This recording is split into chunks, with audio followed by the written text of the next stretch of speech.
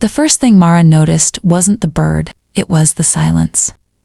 In winter, Shoshone National Forest is never completely quiet. Wind moves through lodgepole pines. Ice shifts along the river. Ravens argue from treetops. But that morning, just before sunrise outside Dubois, even the wind felt distant, like it was holding back. Mara stepped onto the old maintenance bridge with a thermos tucked into her coat and a field notebook under her arm. She had been tracking elk movement along the frozen edge of Wind River Canyon. The bridge had not carried trains in years.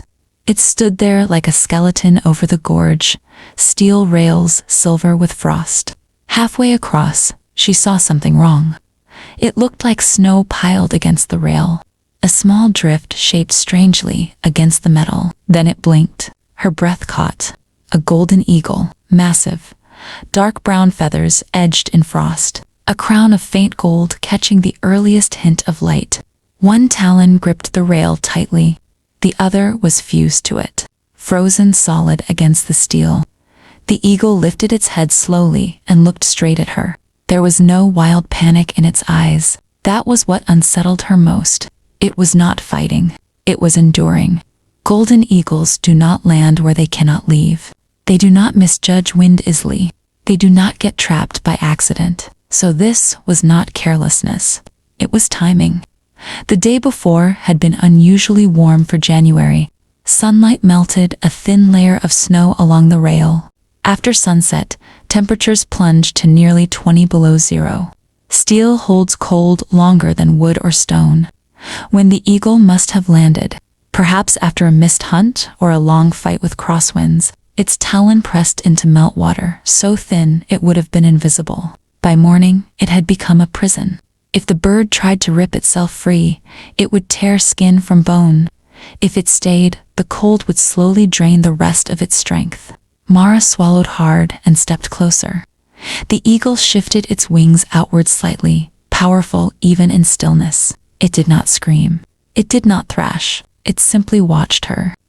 "I'm not here to hurt you," she said softly, though her voice shook in the frozen air. Then she heard something that changed the shape of the moment. An engine, low at first, echoing faintly through the canyon. Maintenance crews sometimes inspected the rail lines farther south. They were not frequent, but they were unpredictable. The sound grew louder. Mara felt a tremor of urgency climb her spine. If a truck rolled onto the bridge, even the vibration could force the trapped talon loose in the worst way. The sudden jolt could send the eagle off balance, pitching it into the frozen gorge below. This was no longer just about cold. It was about time. She pulled off her gloves, despite the biting air. From her thermos, she poured lukewarm coffee onto her wool scarf.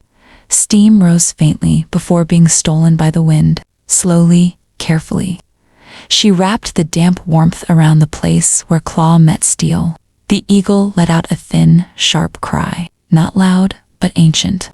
A sound that seemed pulled from the canyon walls themselves. "It's okay," she whispered. "Stay with me." The engine grew louder. She could feel the bridge hum faintly under her boots. Mara pressed her bare hands against the rail near the frozen talon. Adding her own body heat, the cold burned instantly. Her skin stuck to the metal. Pain shot up her fingers, sharp and immediate. She did not pull away. The eagle's breathing quickened. Its wings twitched wider, feathers lifting in the wind like the beginning of a storm. The truck rolled into view at the far end of the bridge. "Come on," she whispered fiercely. For a second that felt endless. Nothing changed. Then she felt it. A subtle shift beneath the scarf. A faint cracking sound where warmth met ice. The talon moved, barely, but enough. The eagle sensed it too. Its body coiled with sudden energy. Mara yanked her hands free from the rail, skin red and raw. The truck's tires touched the bridge. The eagle lunged upward with everything it had. For one terrible heartbeat, it looked like it failed. The frozen grip held just long enough to twist its balance. One wing slammed into the rail. Snow burst into the air. The bird staggered toward the open edge of the gorge. From where Mara stood, it looked exactly like a fall. like gravity had taken it. Like the canyon had swallowed something magnificent without effort. The driver of the truck slammed his brakes, staring in shock. But in the next breath, the air exploded with the sound of wings. The eagle dropped below the railing and then surged upward, catching a rising draft that curled along the canyon wall. It flew low at first, wild and uneven, fighting for lift. Then it climbed, stronger with each beat, alive. The truck idled at the end of the bridge.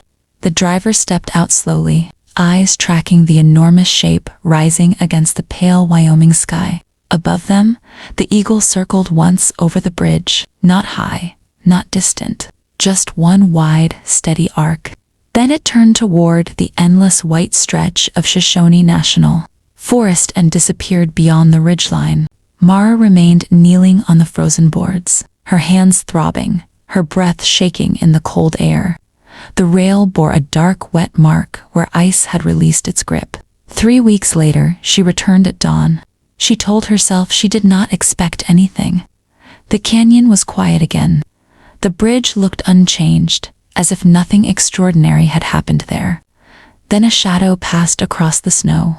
She looked up, high above, riding a clean thermal rising from the sun-warmed rock. A golden eagle moved with effortless strength. No wobble, no hesitation. Its wings stretched wide, steady and certain. Maybe it was the same bird. Maybe it was not. But as it tilted slightly and caught the light, gold shimmered along its feathers. The moment on the bridge had looked like an ending. The stagger, the drop, the almost fall into the frozen canyon. Anyone watching from far away would have believed the story finished right there. But survival does not always look graceful.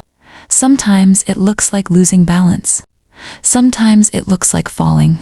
And then, at the last possible second, it becomes flight. On a forgotten bridge in Wyoming, above a river locked in ice, something wild refused to become part of the steel. It chose the sky instead.